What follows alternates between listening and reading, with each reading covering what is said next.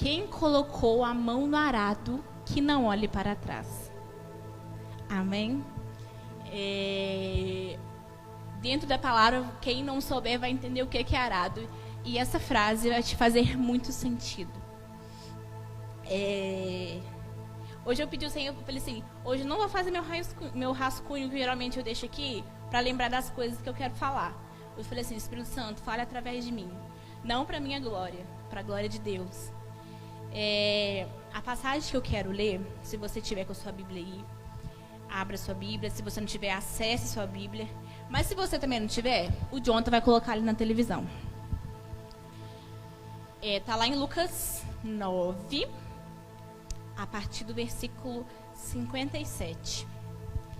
E o subtítulo do texto, o título do texto já fala muito sobre essa palavra. Que é o quê? O preço de seguir Jesus. Amém? 9, a partir do 57. Diz o seguinte: quando andava pelo caminho, alguém disse a Jesus: eu o seguirei aonde quer que vá.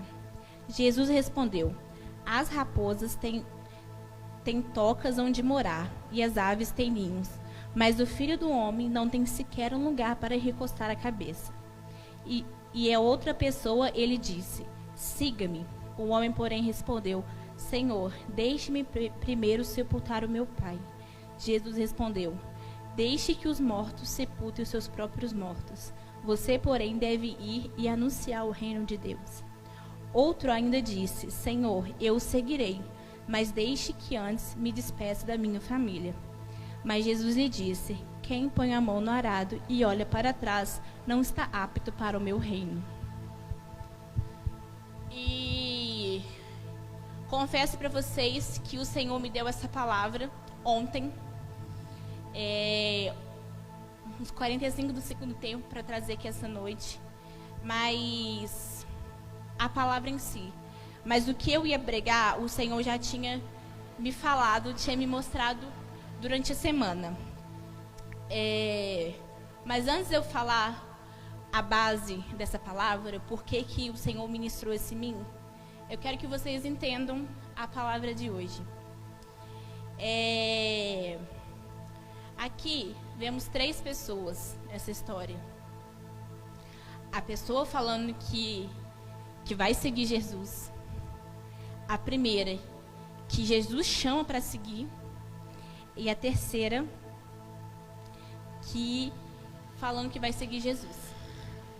O primeiro, aqui é uma pessoa falando assim: Senhor, eu vou te seguir onde o Senhor quer que vá, onde o Senhor quer que eu vá. E lá em Mateus, temos a mesma história, só que contada de uma forma diferente. Em Mateus fala que esse primeiro homem, ele era um escriba. Fui pesquisar na internet que ele era escriba. E os escribas antigamente, eles viviam principalmente no Egito. A palavra em si já diz, ele era aquelas pessoas que escreviam as coisas do faraó, eram aquelas pessoas que manuseavam a Torá, né, as escritas de antigamente. Os escribas eram pessoas muito importantes na época ali do Egito, juntamente com o faraó. E que então a gente vê que essa pessoa em si, ela teve encontro com Jesus. Teve encontro com Jesus. Porque aqui Jesus, ele tinha acabado de sair de Jerusalém. Então, Jerusalém e Egito, né, é caminho, mas está um pouco fora do contexto. E eu falei assim, beleza, um escriba, show.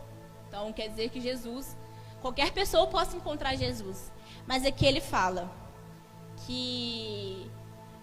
vou dar uma resumida. No próximo versículo fala que o Filho do Homem não tem um lugar onde encostar. A raposa tem onde possa dormir, o pássaro tem onde possa fazer o seu ninho, mas o Filho do Homem não tem onde encostar a cabeça.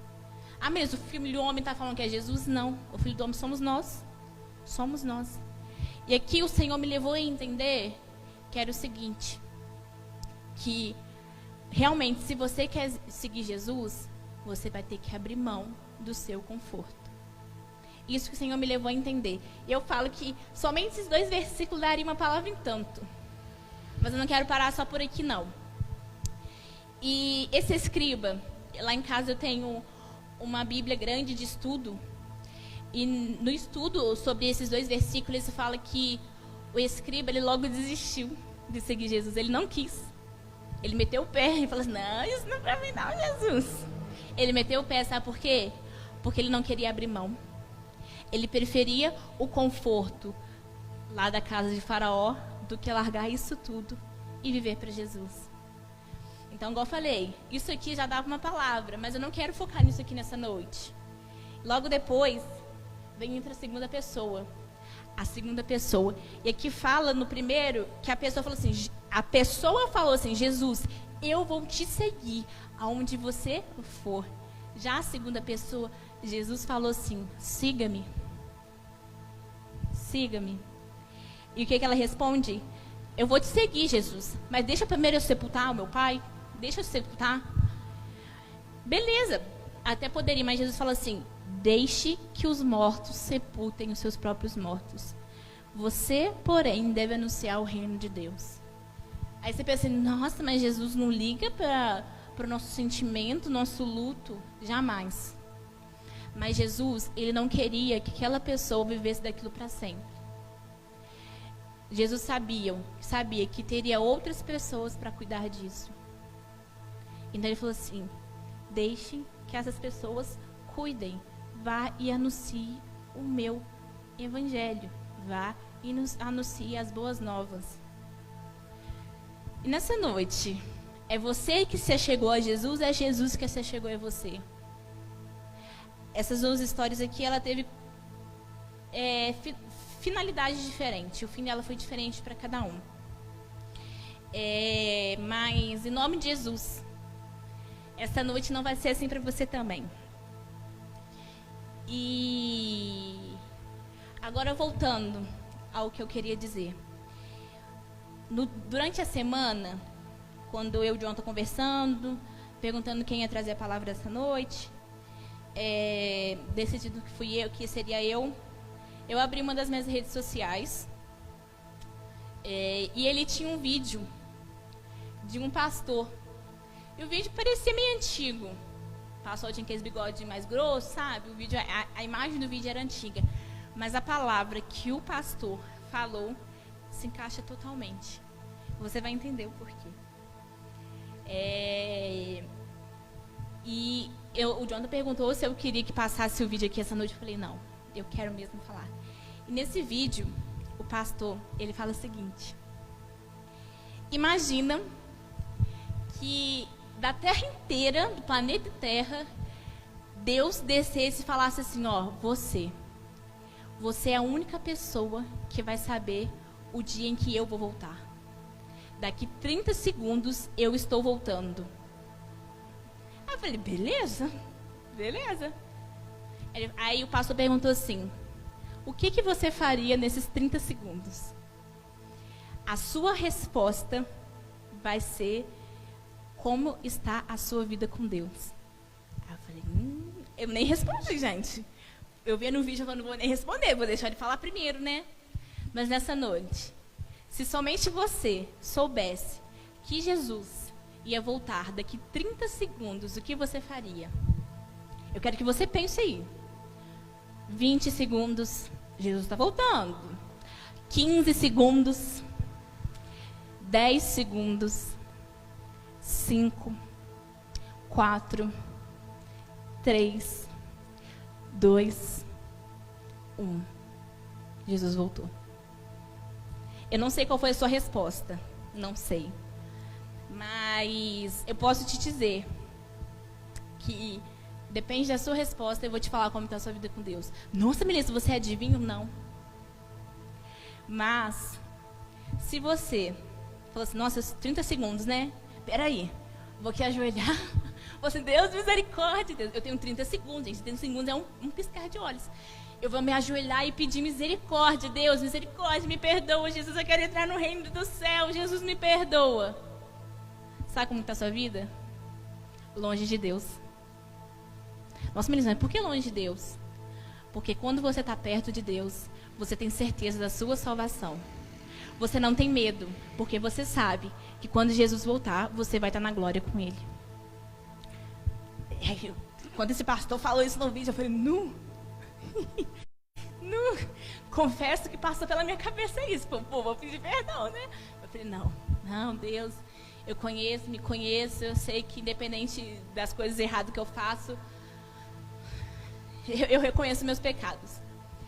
Outra, se você pensou assim, 30 segundos, vou correr para minha família. Fala assim, Jesus está voltando, família, Jesus está voltando. Vou correr para minha vizinhança, vou gritar lá na rua assim, Jesus está voltando, gente, Jesus está voltando. Pode falar um negócio? Vou te dizer assim que a sua vida está no meio termo. Não está nem perto nem longe de Deus. Sabe por quê? Você teve a sua vida inteira para falar de Jesus. Aí faltando 30 segundos para Jesus voltar, você vai falar de Jesus para sua família? Você vai falar de Jesus para os seus vizinhos? Você teve a sua vida inteira. O que você fez da sua vida? E voltando ao título do texto na Bíblia, que fala o preço de seguir Jesus. E para mim, eu posso dizer que isso foi um processo que eu passei. Sobre o preço de seguir Jesus. Porque nessa oração, entre eu e o Jonathan, conversando com o pastor sobre a questão do culto jovem, eu tive que abrir mão de algumas coisas. Minha família sabe, quem é próximo de mim sabe. Me doeu, porque era um sonho meu. Mas não era o sonho do Senhor para mim. Era um sonho meu. Mas hoje eu entendo que foi necessário. Confesso que doeu. Mas hoje eu falo assim, Jesus, valeu a pena. E para entender o nosso título da mensagem que o João tirou, eu apontei, mas o João tirou. Logo no finalzinho da passagem fala: mas Jesus disse, quem põe a mão no arado e olha para trás, não está apto ao reino de Deus. Eu também não sabia o que era arado, confesso para vocês. Não sabia o que era arado. Fui pesquisar. E antigamente não existia trator. Certo? Que o trator faz o caminho para colheita, recolhe a colheita no tempo certo. Arado é o quê? É a preparação do terreno. Antigamente, eram os bois que faziam esse arado. O que é arado, Melissa? Quando você vai fazer plantar a sua colheita, você tem que fazer o seu caminho para ali plantando as sementes. E o arado nada mais é o quê? Era um instrumento que, dependendo da situação, era até feito de galhos, que marcava o chão, fazia aquela linha, aquele caminho no terreno. E esse instrumento ele era chamado arado, arar a terra. E a pessoa em si não conseguia fazer, ela era necessário um boi ali na frente, um jumento, geralmente era um boi para puxar, mas a pessoa tinha que estar sempre guiando o arado, porque boi é boi, né, gente? É um animal, ele poderia correr e a linha ficar torta. Aí eu falei assim, Deus, mas tudo bem, mas por que arado? Né? Porque, o que tem a ver arado? E Jesus me fez entender que quando a gente está com a mão no arado, o nosso caminho ele é reto. Ele é reto. E quando a gente olha para trás, a gente não está mais guiando a nossa vida. A gente não está mais guiando aqui o boi. Se eu estou olhando para trás, o boi ele pode fazer o que ele quiser. Ele pode ir para o lado, pode ir para o outro, pode parar, pode pular. Então, essa palavra diz o seguinte: o arado quer dizer o reino de Deus. Então, quem se comprometeu com o reino de Deus, que não olhe para trás, não olhe para o seu passado. O passado ficou para trás. Então, a partir do momento que você olha para trás, tem a possibilidade de você falar assim, Deus, eu quero voltar para lá. Eu quero voltar para lá. Não sei que tipo de pessoa que você é. Se você é a pessoa que está com a mão na arado e está seguindo em frente, independente das coisas, ou você é aquela pessoa que está olhando para trás, olhando para frente, olhando para trás, olhando para frente, ou você é aquela pessoa que nem começou a arar o terreno. Você, Deus, isso não é para mim não, Deus. Não, Deus, isso não é para mim não. Eu tenho muita vergonha, Deus, isso não é para mim não. As coisas do mundo é mais agradável para mim. Mas o Senhor nessa noite Ele está te entregando um novo arado para você preparar o seu terreno para as boas novas de Jesus. Nessa noite, Jesus está falando assim: põe de volta a mão no arado, volta para minha casa, deixa eu te usar. Minha mãe me ensinou uma coisa que eu guardo no fundo do meu coração. É uma frase que ela falou assim: Melissa, quando Deus te entrega algo e você não faz, sabe o que ele faz? Ele deixa de fazer? Não. Ele te tira e coloca outra pessoa disposta a fazer. Então, não queira ser essa pessoa que Deus tira. Queira ser essa pessoa que Deus fala assim: eu pedi, eu coloquei e ela fez. Então, nessa noite, não solte o arado. Nessa noite, não olhe para o lado. Que quando a gente chegar lá na glória, a gente vai falar assim: Jesus, valeu a pena. Valeu a pena abrir mão dos prazeres do mundo. Valeu a pena, Jesus, não olhar para trás. Porque a gente é vulnerável, infelizmente. A vontade de olhar para trás ela é muito grande. Porque o mundo, ele é algo atrativo. Ele parece tão bom. Mas no final ele gera morte. Nossa, Melissa, morte? Morte espiritual. Como eu falei semana passada, que é muito pior do que morte física. Morte espiritual é quando você está longe de Deus. Então, que nessa noite você possa falar assim: Jesus, eis-me aqui, faça a tua vontade. Eu com vergonha, eu com sem vergonha, eu com medo, eu sem medo, mas eu estou aqui, Jesus. Eu vou pagar o preço. Eu vou abrir mão do mundo, eu vou abrir mão das minhas vontades, eu vou abrir mão dos meus sonhos, se for para viver a tua vontade. E eu posso falar, gente, com convicção, porque eu vivi isso. Vale muito a pena. Vale. Gente, não tem coisa melhor do que saber que você abriu mão para algo do reino e aquilo deu certo. Gente, não tem coisa melhor. Não tem. E o meu desejo é que vocês também sintam isso. Vou repetir. Vai doer. Não vou mentir para vocês, falar assim: beleza, eu vou abrir mão e vai ser tudo bem, e vai ser tudo legal, e eu vou viver a glória e a majestade de Deus, eu vou viver na paz. Não. Mas quando você estiver lá, vivendo a vontade de Deus, e você olhar para trás e vai falar assim: Jesus, obrigada. Valeu a pena. Obrigada, Jesus, porque hoje eu entendo que era necessário que eu saísse do controle da minha vida para que você entrasse e mudasse o rumo. Se Jesus está falando para você ir para a direita, vá para a direita. Essa voz que você ouve aí não é da sua cabeça, não. É o Espírito Santo de Deus te conduzindo para o centro da vontade de Deus. E não queira sair do centro da vontade de Deus, porque ali é o melhor lugar para você estar. Não é uma palavra longa. E não é para ser longa mesmo, não. Mas é para que você entenda que Deus quer fazer grandes coisas na sua vida. Mas para que isso aconteça, aprenda a abrir mão. Vai valer a pena. Eu posso te dizer que vai valer a pena. Porque Jesus, no final da nossa caminhada, vai gerar vida eterna. O mundo, no final da nossa caminhada, vai gerar morte. E uma frase que eu trago para mim, que eu sempre falo para mim, quando eu tô meio assim: ai meu Deus, será que isso mesmo? Eu sou apenas uma estrangeira nesse mundo. O meu lar, ele não é aqui, não. O meu lar é lá no céu. Então, eu tenho que viver coisas do céu e não desse mundo.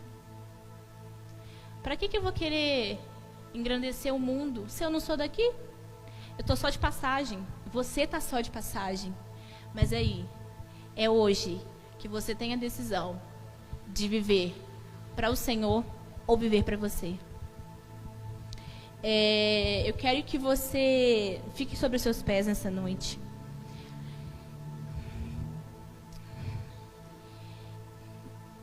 Você reflita como está a sua vida hoje, com o Senhor. Reflita como que tem sido a sua caminhada. Se quando você olha para o lado, você vê 2 pegadas, 2 pares, ou você vê um só e o outro par ficou lá atrás. Nessa história aqui, Jesus não está te carregando no colo, não. Nessa história aqui, Jesus está lá atrás, porque você deixou ele para trás e quis seguir sozinho. Feche os seus olhos nessa noite. Pense aí como está a sua vida. Você em casa também, você que está assistindo. Pensa como que está a sua vida. Se você esticar o seu braço, você consegue sentir Jesus? Nossa, Melissa, mas eu não consigo. Deus, Ele é presente. Se você olhar para o lado, você consegue ver Jesus? Se você olhar para frente, você consegue ver Jesus? Jesus, Ele precisa do seu primeiro passo. Ele fala assim, eu quero que você dê o primeiro passo para que assim eu cumpra a vontade da minha vida em você. Sabe o que é o primeiro passo? É você sair da sua zona de conforto e falar assim, Jesus, eis-me aqui. Os meus sonhos não são os meus sonhos, as minhas vontades não são as minhas vontades, meu querer não é o meu querer. É teu, Jesus.